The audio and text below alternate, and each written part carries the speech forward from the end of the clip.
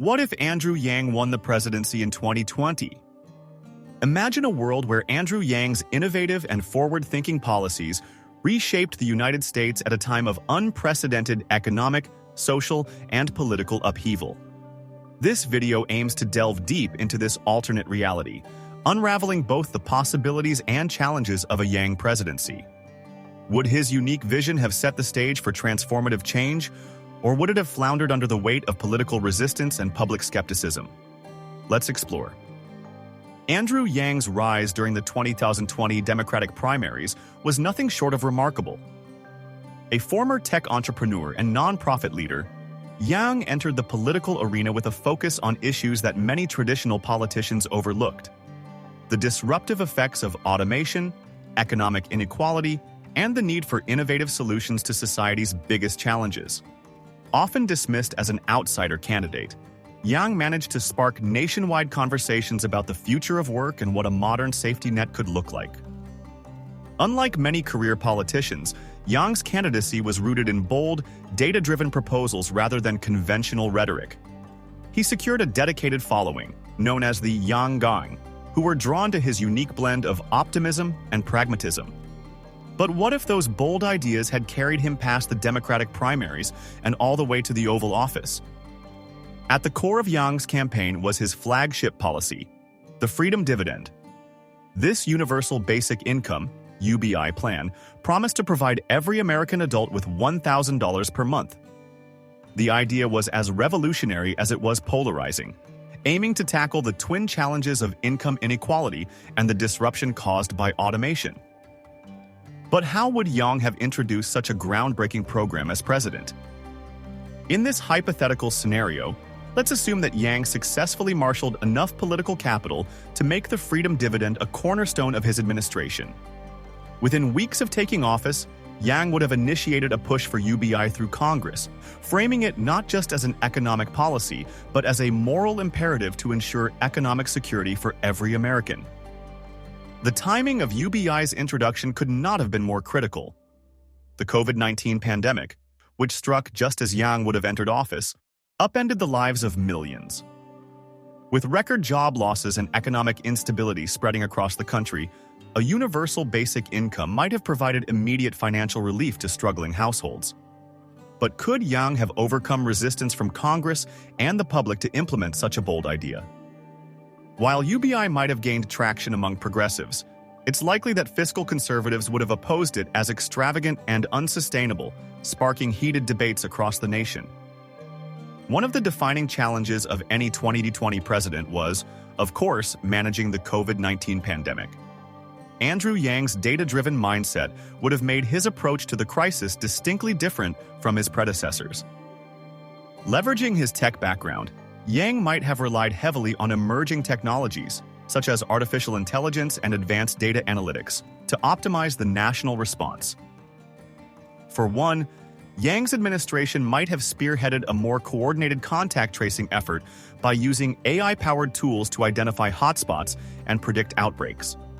Alongside UBI, which could have provided economic support to millions of quarantined individuals, a technologically enhanced public health strategy might have reduced the inequalities that plagued the pandemic response in our timeline. Would Yang's tech-oriented solutions have been embraced or viewed with skepticism, especially given ongoing privacy concerns? The public's acceptance of digital tools for public health would have been crucial. Perhaps Yang's emphasis on transparency could have helped foster trust, but resistance to big government interventions may still have posed significant hurdles. Yang's presidency would also have been a turning point for how America addressed rapid technological change. Throughout his campaign, Yang emphasized the threat that automation posed to traditional industries, from manufacturing to retail. His administration would likely have launched forward-thinking initiatives to retrain workers, encouraging industries to adopt new technologies responsibly while protecting jobs. The Freedom Dividend, once implemented, could have served as a safety net for those displaced by automation, allowing workers to explore new career paths, invest in education, or start small businesses.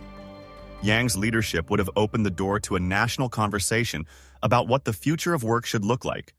a debate that is desperately needed as automation and artificial intelligence continue to evolve. However, the success of these initiatives would have depended heavily on Yang's ability to navigate political resistance.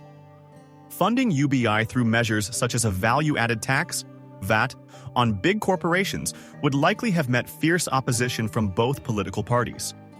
The challenge of balancing long-term economic reform with immediate political realities might have defined Yang's administration. Another major focus of Yang's administration would likely have been modernizing infrastructure and addressing climate change through innovation. Yang's tech-savvy perspective could have led to aggressive investment in renewable energy projects and smart city technologies, including energy-efficient buildings, AI-managed traffic systems, and next-generation public transportation. Climate diplomacy may have been another hallmark of Yang's presidency. His pragmatic approach to both domestic policy and international collaboration could have positioned the U.S. as a global leader in sustainability. From establishing green technology trade partnerships with other nations to rejoining the Paris Climate Agreement with renewed ambition, Yang might have set a new benchmark for climate action. However, bold change often sparks significant resistance. Questions of cost, coupled with pushback from entrenched industries and political adversaries, would likely have slowed the rollout of these initiatives. For Yang, navigating the complex intersection of technology, climate, and politics would have required sharp negotiation skills and unwavering public support. In foreign policy, Yang's presidency might have been defined by a nuanced and pragmatic approach to the contentious U.S.-China relationship.